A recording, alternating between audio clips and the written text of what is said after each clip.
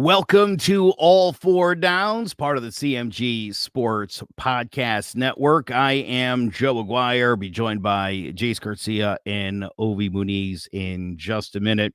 So far, the college football season off to a great start. If you are the SEC, things have not gone well for the ACC at all. We'll get into that. We'll break down all of this weekend's games.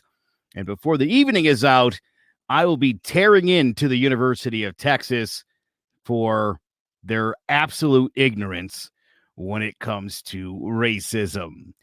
Gentlemen, welcome to the show. Let's get it on. You guys all know, by the way, what I'm talking about, this the school song in Texas. Yeah, I guess it's coming back to bigger news now, and we thought that during the offseason they would have that issue resolved, but I guess not. Well, it would be a lot easier if Steve Sarkisian, in his first year over there at Texas, could be somewhat of a reasonable human being, but completely tone deaf to the students on campus and the people in the locker room. But we'll get to that a little bit later on. That'll be we'll serve them up here at the end of the night. By the way, was just looking at our picks here 2 weeks in 10 games, and I see I'm in dead last place. Yeah. And it's not that's not good.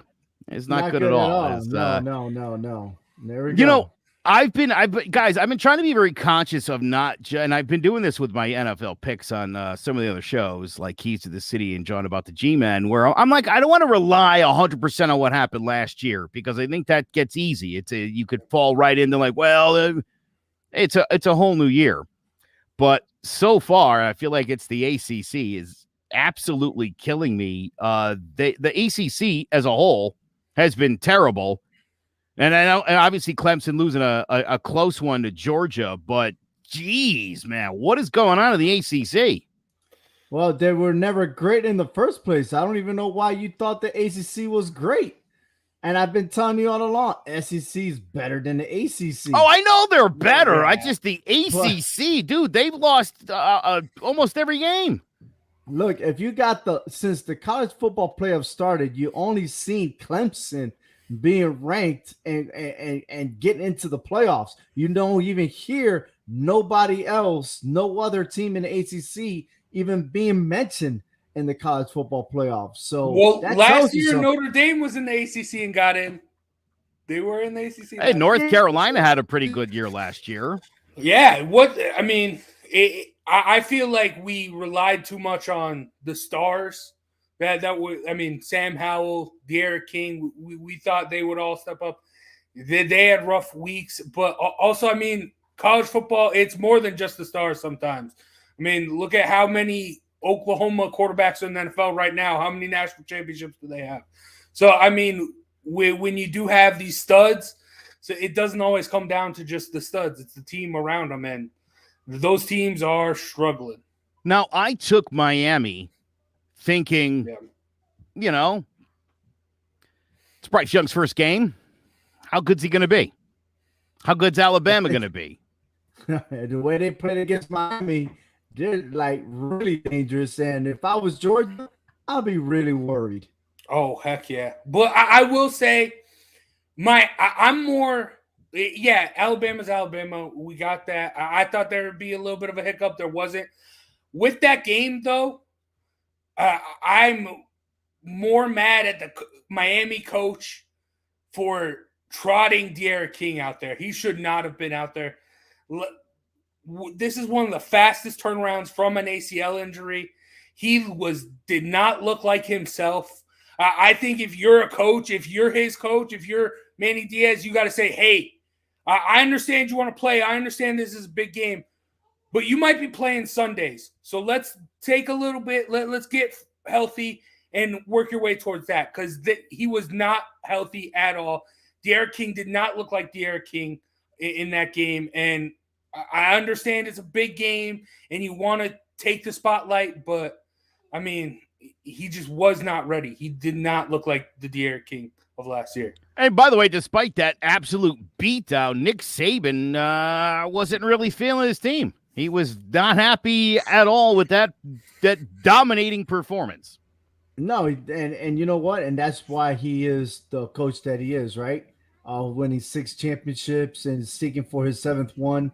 I mean, he knows his players well than anybody else, and he knows what's going on. And especially now they're going against Mercer.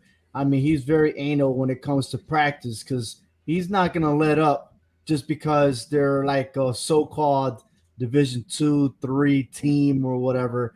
When they go out there, they're supposed to give 110%, and that's what a coach expects out of his players. You're damn right. But as far as Miami's concerned, if you ever thought that Miami was going to be so close to Alabama, you was out of your mind. I mean, you're looking at the Bryson that's supposed to be a starter last year that got beat by Mac Jones, and we don't want to continue with Mac Jones the conversation, but I told you so. But anyways. Well, we told you so, and we're talking to you, Jace. Yeah, hey, I ate my pie. That guy I ate there. my pie. Him. I took a pie in the face. Yeah. Anyhow, before we get started, all 4 downs brought to you by Clovercrest Media. Go ahead to the YouTube channel, subscribe, follow us on Facebook. Go ahead and like us, leave a comment, let us know what's going on. Also, ESPN website. Go ahead and join us. All 4 downs. That is the name. Search it in there. And play college pick'em against us and the NFL picks. That's right. All you gotta do is sign up. All 4 downs is free. Challenge us. Let's see if you can outpick us each and every week, Saturdays and Sundays. So please, by all means, go right ahead. Join us because it's all about bragging rights here. And it's for college football. It's time to dethrone Jace with his miracle win during the regular season. Was it a miracle? But I do want to say you couldn't handle the playoffs. You couldn't handle the pressure. Because that tie belongs to mine and Hector. So we finished in the tie. Just to let you know, when it comes to bowl games, who's the man? All right. The meaningless games you can have, I guess. Meaningless games on the bowl games is meaningless? What? You know who's meaningless? Is this guy right here, Randy Edsel, being fired this week after announcing Sunday that he was going to retire. It turned around on Monday on Labor Day to say, you know what? You're stepping down like right now. And why did UConn take so long? I have no idea. This guy came for the second time to the UConn to see if he would get him back up to par. That never happened. He only had 6 total wins in his return and multiple losses. This was pathetic, and especially a guy that never went back during his first term with UConn to at the last bowl game and getting blown out, I think it was against Oklahoma, to not travel with the team back to UConn. Pretty much just like, yo, I peace out. I'm out of here. I'm going straight to Maryland, to not do a good job there either. And to end up going back to UConn. That kind of ruins everything. So I don't know about you, pathetic, Joe. By the way. Pathetic by UConn for taking that guy back. Especially after, 15 and 36 at Maryland. I mean, he could never even got close to getting that program back on track. Why UConn decided they should give this guy a ton of money to come back to do a horrible job is beyond me, but good riddance to Randy Edsel. I do think he could have came back and made some sort of an impact, but for when he came back and just said, screw it to all the other guys, all the recruits from the last coach, and just started a bunch of freshmen, that was the end of it right there. Honestly, UConn is a basketball school. But they don't have to be a basketball school, and I'm going to tell you why. They got potential now to be a good football team, especially when you have a 10-year contract with CBS Sports. It's almost another version of Notre Dame when they have all their games on NBC.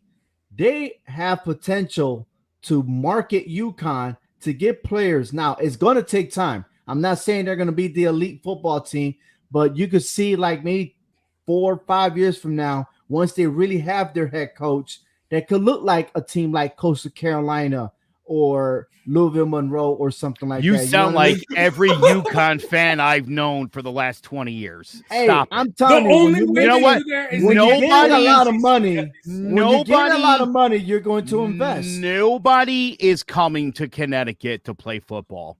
as long as Alabama and Georgia and Auburn and any school in Florida, any school in Texas, any school in California is taking in big-time recruits, nobody is coming to play their home games in East Hartford, Connecticut. It's not going to happen. Now, I did think about that. Now, hold on for a second. Before I start saying negative things about UConn, I'm trying to stay good on the positive, right? With this Neal law, right?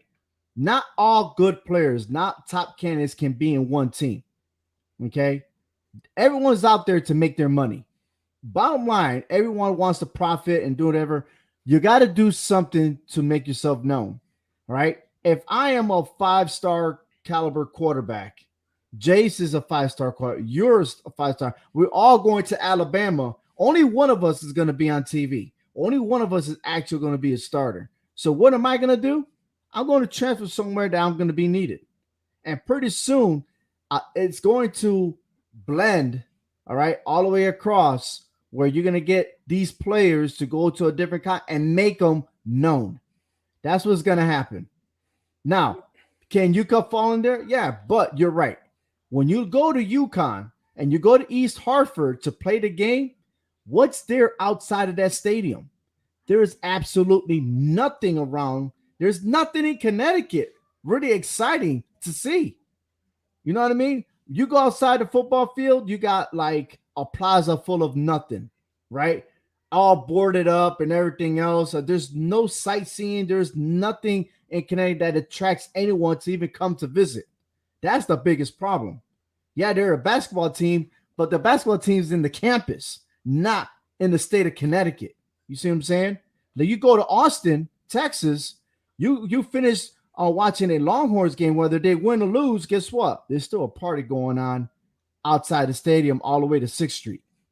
And that's how it is down south. It's you want to play down there because you're going to have a good time. Let me ask you this. Connecticut's high school football player of the year. When's the last time that guy went to UConn? When's the last time the top player ever went? The top player, the top high school player in the state decided to go play for UConn. Again, look at the dude Connecticut from UConn, Connecticut. Who? Will Levy's from Kentucky. He's balling out. I grew up sacking this kid.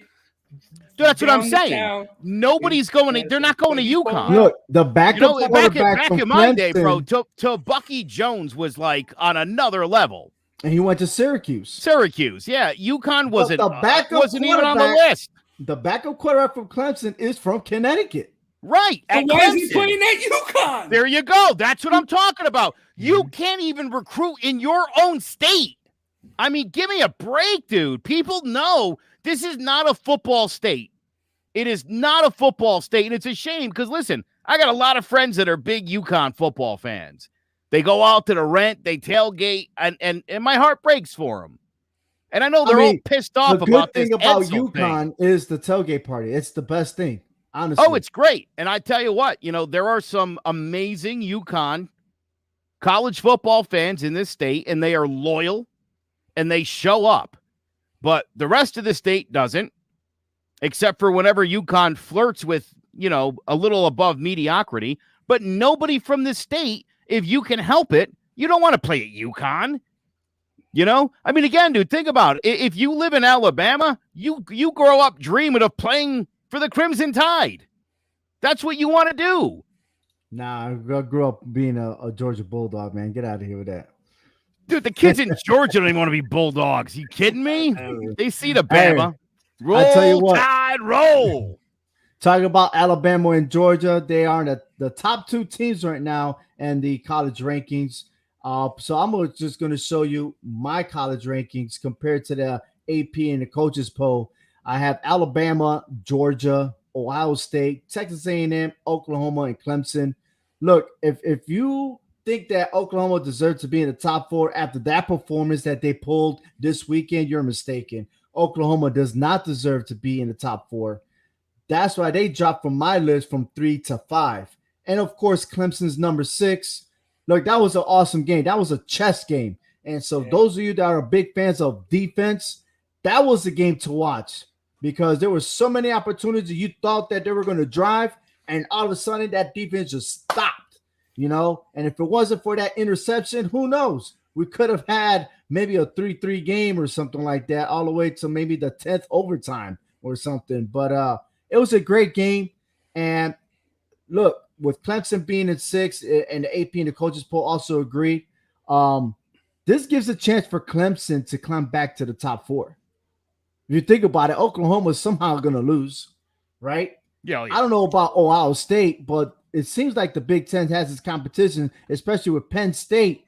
They're demanding to have their season this year, and then you got Alabama and Georgia that they have a potential of facing each other in an SEC championship.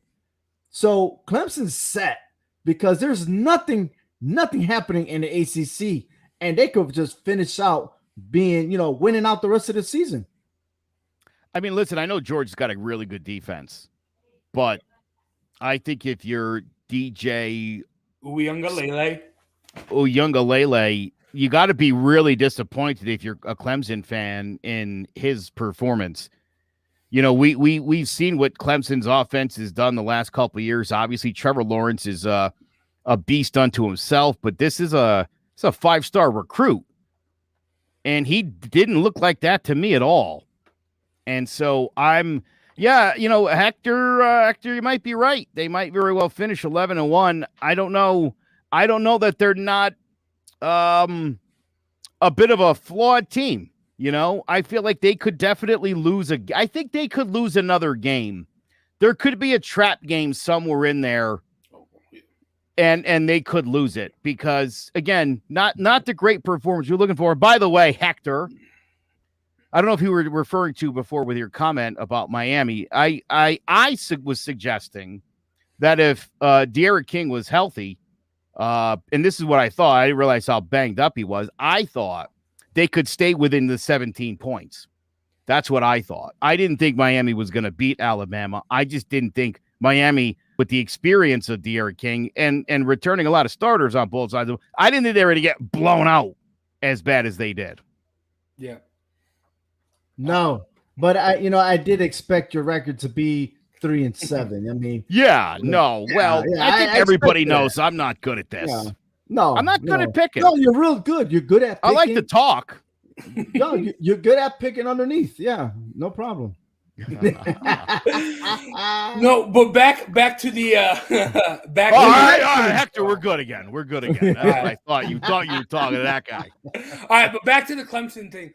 I just saw a lot of inexperience in DJ Uyunglele. There were times like when the pressure was coming, he's got mobility. He had lanes where he could have ran the ball. They were saying it on the call. Like there were guys. I don't like how they put it. They said guys like Taj Boyd and Deshaun Watson run the offense like that. No, you could run it like Trevor Lawrence. Trevor Lawrence he's very mobile. He's underrated, his mobility. But he would see those lanes, and when he had it, he would take them. DJ Uyunglele did not take those lanes. He just sat back. He felt the pressure and made some bad throws. I think if he can use his mobility, get out and run a little bit, Clemson should be all set, and they will go 11-1 and probably get into the playoff. That's probably the best team they're going to play at least till for sure. the postseason. But and again, it's going to hurt them because of the fact that they're not playing against competitive teams like the SEC is right now. Oh, sure. Yeah. I mean, I think you show up at playoff time, and I think and they pretty much shown his weaknesses because if they do make the college playoffs, I won't be surprised to be eliminated in the semifinals. But Alabama looking sharp. They look like if Mac Jones and Devontae Smith was.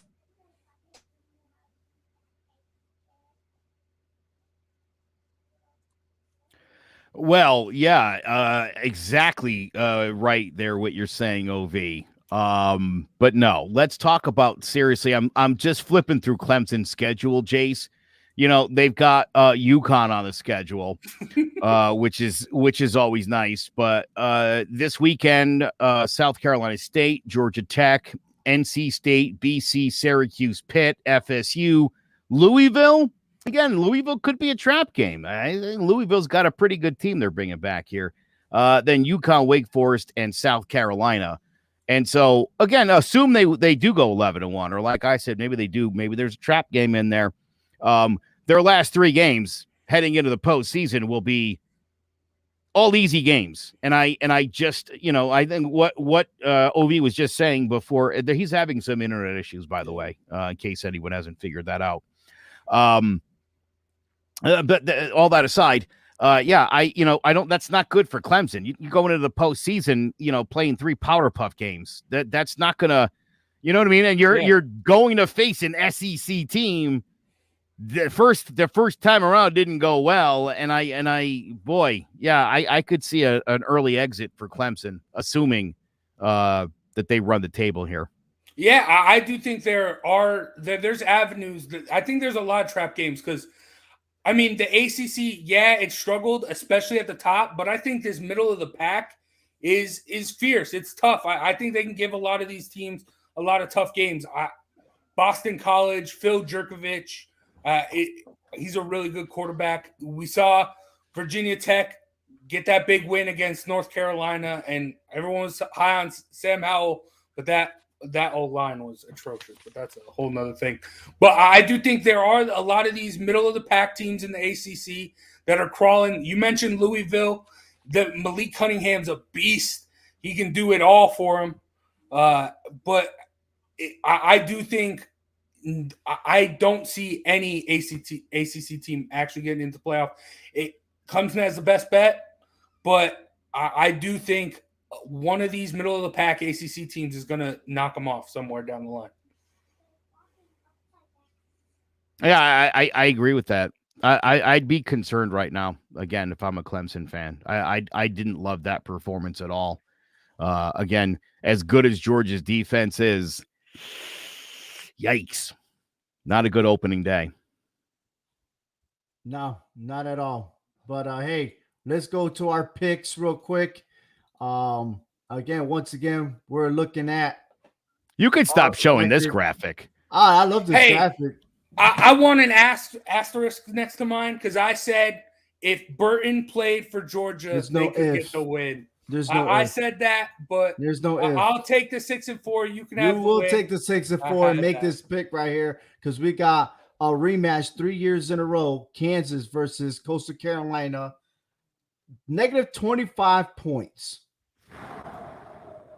Give me the points. You want the points? Coastal's really good. Kansas is the worst Power 5 school for the past 10 years now or something. Yeah, Coastal's on the rise. Kansas, I don't even know if they can get any lower. But so, give me Coastal 50-0. That's what I'm going to say. Woo! I like that.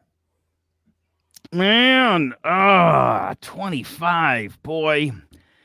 Grayson McCall looked great week 1. OV, I told you he would. They rolled 52-14. Like I said, all you could do is put the whooping on whoever's in front of you. They're quickly climbing up. I see they're 17 in the AP, 19 in the coaches poll.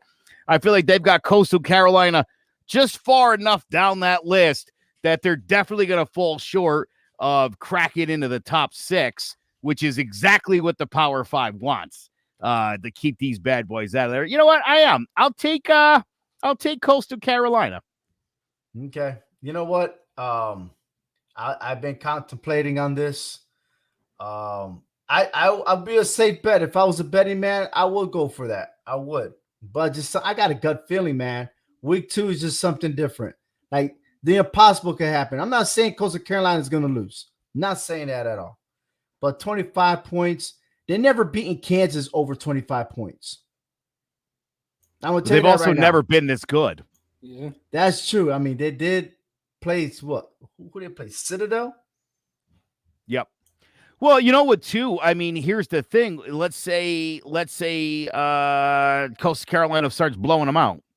And maybe they pull Grayson McCall in the third quarter. And let's say Kansas tacks on some points. That's why I don't like 25. I don't. I could see like a 52-35 kind of a game. You know, that's what concerns me. But I trust in McCall. Their backup quarterback is just as good. He scored. He is pretty damn good, isn't he? It was Citadel, but he scored a touchdown last week too. So, look, I get it. I understand, and I know like Isaiah. He's 7-3. Just pick Kentucky and take your points. Well, Kentucky's not really playing. Just take Kansas in your points. Enough with your taking Kansas, and I'm taking Kansas, and it'll be a 24-point game. I love it. Well, right. Texas A&M at Colorado. Texas A&M -16. Ooh, I like Texas A&M a lot this year. I have them in my top 3. They're 3 for me in my top 25. But in Colorado, it's tough to play. Colorado's a tough team. Mm-hmm. Texas A&M will squeeze out the victory, but I'm going to go Colorado with the spread. What? You surprised me. Ovi, I'm pretty sure A&M's going to win this one by 20. So I'll give Colorado those points. I'm taking the Aggies. Sorry, I am not taking the Aggies in this game because Texas A&M has never won in Colorado, no matter how good they are. So Jace is right on this one. You spend way too much time with Hector, I feel like. Those are things Hector says. Hey, I got analytics, man, and my analytics never lied to me. So is that what you're calling Hector in these days? Analytics? I like that. No, he is the what you call that? He is the doctor of history, man. You can't mess with him on that one. Appalachian. Oh, hold on. Let me go ahead and change the screen there. Appalachian State at Miami. I think Miami bounces back. App State, that running back Peoples is a beast, but Zach Thomas isn't there anymore. I think De'Ara King will bounce back. I mean, the defense, App State's defense is not Alabama's defense. I think Miami starts to get their heels under them and gets the win by 2 touchdowns. Yeah, I got Miami here as well. Last year's Appalachian team, I'd probably have to go the other way here, but yeah, we'll go with the U. I go with you too. Enough said. The last time they played each other was in 2016. Miami beat them 45-10. So in Miami, by the way. So I go for that. Our next game, it was probably the hardest game to pick. Washington at Michigan. And why I say why it's the hardest is because you never know what you're going to get out of Michigan, especially during a week 2 or a week 3. So I'm picking Michigan by very small margin, but I know it's by a touchdown, but I got Michigan. See, Ovi and I were talking a little bit about this before the show. Like everybody, it's just too easy to pick Michigan here. Whenever you feel like Michigan's doing all right, Jim Harbaugh will let you down. And with that being said, I don't even know if Michigan's going to get the win. Washington, bad loss to Montana, but look-ahead games are completely real. So I'm going to go Washington to bounce back, and I'll even give them the win outright. I'll go Washington. Okay. All right.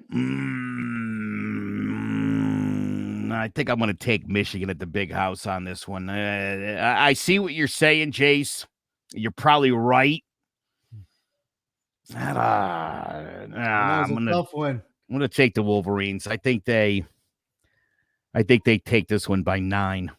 All right. We got Stanford at USC, -18. I am convinced Stanford's not the same team anymore. And I think they, they used to be a 5-star college. Now they're like at 2 stars right now. So USC blows out Stanford. They get the easy victory.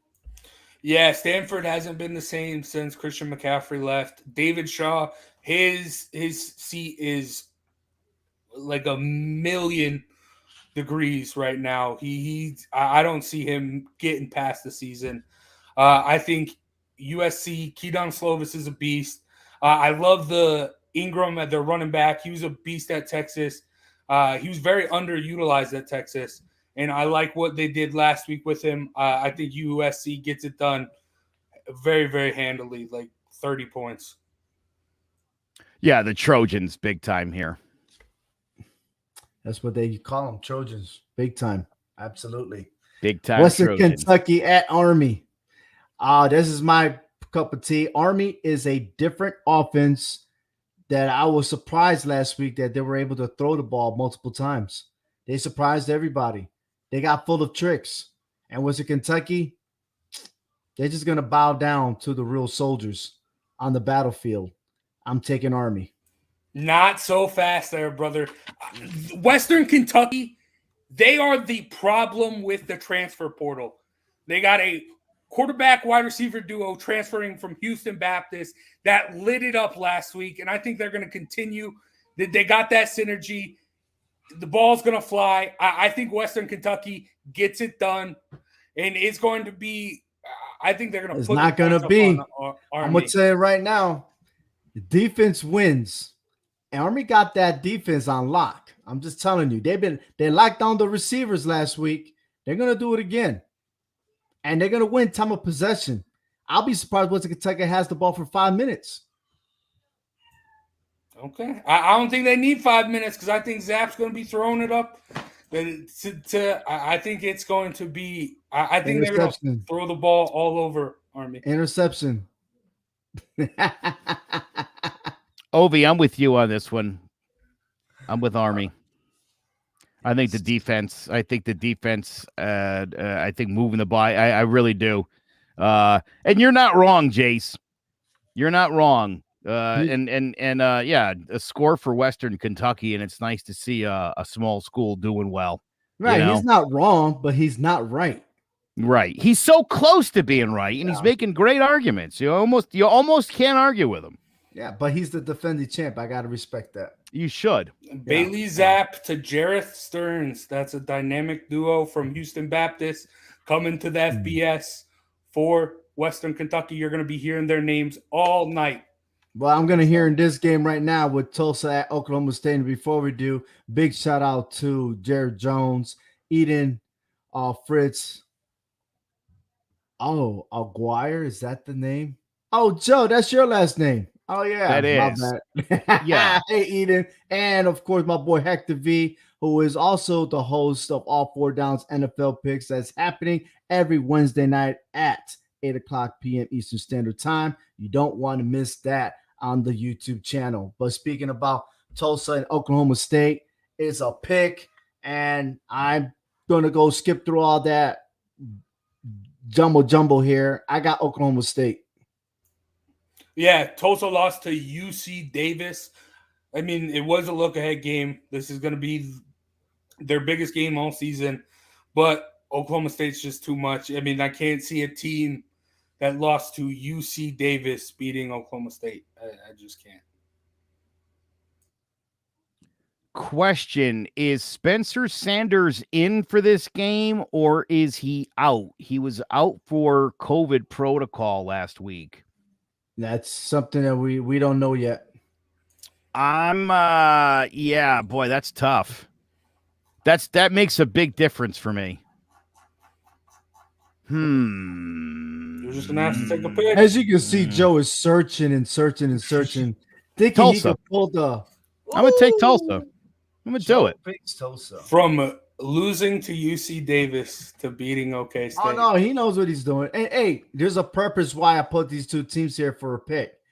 I'm lucky I ain't tell you what the spread is, but this is just the pick purposes. We'll see what happens. But here's another pick: Rutgers at Syracuse. Oh, I think Rutgers gets it done handily. Their running game is fierce, and I think they control the tempo. They just run all over Syracuse and get it done. Go ahead, pick your orange, man. That's your team. I know, man. I love the orange. Sean Tucker, 181 yards and a score last week. They beat Ohio. I mean, Rutgers is definitely a better team. I'm already in last place. I'm gonna do what Jace does from time to time. I'm picking from right here, guys. Right here in my heart. I say the orange. Pull it off. They put it off. I got Rutgers on this one. And Look, this is probably the game of the week right here. Iowa versus Iowa State. Iowa has the best defense out of these two, and that's why I'm picking Iowa to defeat Iowa State. And I don't want to hear about Iowa State being a top 10 team. This game is going to shrink them all the way down to the bottom of the ladder. Let's go Iowa. I'm going Iowa State. Last week, the coach even said it himself. It was a look-ahead game. They weren't preparing for Northern Iowa at all. First off, if you're a head coach and you're saying that, what's going on? Something needs to happen. But I do trust Breece Hall and Brock Purdy a lot more than Iowa's offense. Iowa's defense is really, really good. This is going to be a battle, but I think Iowa State finally gets over the Iowa hump. Well, I mean, don't forget, State barely got by Northern Iowa State last week. So not exactly a barn burner, if you will. And I don't know about the hump because Iowa's won 5 straight games against them. Yeah. I'm going Iowa here.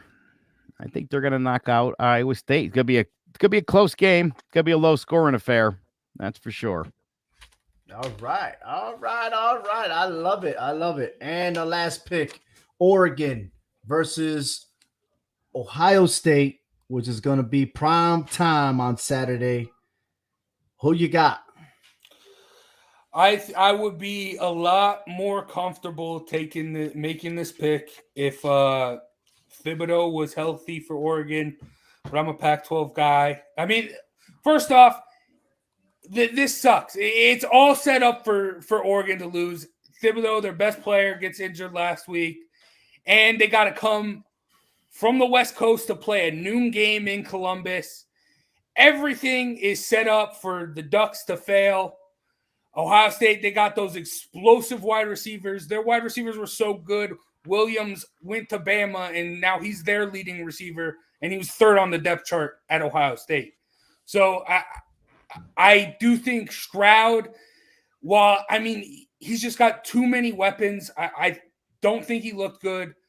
That defense is very susceptible. I think Oregon can run the ball on them, eat up the clock. I think this will be a close game. I'm going to go the Ducks to get it done on the road. Ooh, boy. Come on, dude. Oregon State really struggled against Fresno State. And then again, sorry. Oregon State's a different team. We're talking about Oregon. I didn't say Oregon State. I just said Oregon. I could replay it. You're welcome to. They played Fresno State, and they really struggled last week on offense. And their own coach said so. Their own coach thought that the offense didn't look that great. And Ohio State's did. And for that reason, I assume that Ohio State's going to be a little bit better than Oregon this week. This would be a huge win for Oregon, obviously. But it ain't going to happen, unfortunately. So Oregon has never defeated Ohio State. Yeah, that's not going to end this week. That's 9 attempts. And 10 times the charm, Jace. 3 of them were bowl games. And the last time they played was the college football championship in 2015, which was the very first championship. You remember that? And Ohio State won. And therefore, I'm picking the Ohio State to win. And that's a wrap because that's all the picks. Yes, I love it. And once again, subscribe to our channel on YouTube. That's right, All 4 Downs. You can also follow us on Facebook. And, of course, you can find us on clovercrestmedia.com with, of course, our CEO, which is in the house, Joe, you the man, and, of course, the host, Jace Garcia. Well, we're giving you all the picks. Take it or leave it. Okay, there's a disclaimer. Don't take our word for it. Bid at your own risk, right? Is that a great way of saying it? Definitely don't take Joe's word for it. No. No, please believe in Joe. I mean, look, he's outstanding. Just saying. Joe is Vegas's favorite picker. I'm a Maverick. Yeah, there you go. Exactly. Even my mother says good night because Joe got it. I'll take it. I'll take my lumps. It's all good. Let's wrap up this. Joe, you got the floor. As I said at the start of the show, we got to talk about this thing down in Texas, the Texas chapter of the NAACP, and some students have filed a civil rights complaint against the University of Texas for their use of the school song, The Eyes of Texas, which has racist elements to it. This used to be a song literally played at minstrel shows, which generally came with blackface, which we know now is a no-no. Yet, Steve Sarkisian, the head coach of Texas, says the team is going to keep on singing the song. Last week, after the win over Louisiana Lafayette, 80,000 people, including the Texas Longhorn football team, sang along to that song, despite the fact many black students on campus say they feel humiliated when that song is played. Now, last year, with all that was going on after the George Floyd killing in Minneapolis, this first came up. School president Jay Hartzell said the school had done some research. And again, you can listen to the song for yourself. You tell me. He says there was no racist intent behind it. Hard to believe a song written in 1903 in the deep south of Texas, the last stranglehold. But just for clarification, Juneteenth is something some of you only just became aware of last summer. You know where Juneteenth comes from? It was June 19th, 1865. The Civil War was over. The Emancipation Proclamation had happened 2 years earlier. Do you know where all the slaves were? All the Georgia and Virginia, all those areas that had been destroyed by the Union, they all fled to Texas. You think in 1903, a song written in Texas doesn't have racist intent? Give me a break, Jay Hartzell. And Steve Sarkisian to look around your locker room at all those African-American players and tell them they have to sing that song proves what a piece of garbage you are. Good luck with Texas. It ain't going to go well there. And Steve Sarkisian, I'm going to guess your reign there won't last long either. Thank you so much for checking us out here on All Four Downs, part of the CMG Sports Podcast Network. For more, visit clovercrestmedia.com. And for all the latest all across the sports world, head to hhwshow.com. For Ovi Muniz and Jace Garcia, I'm Joe McGuire. We'll catch you next Thursday night at 7 o'clock for All Four Downs.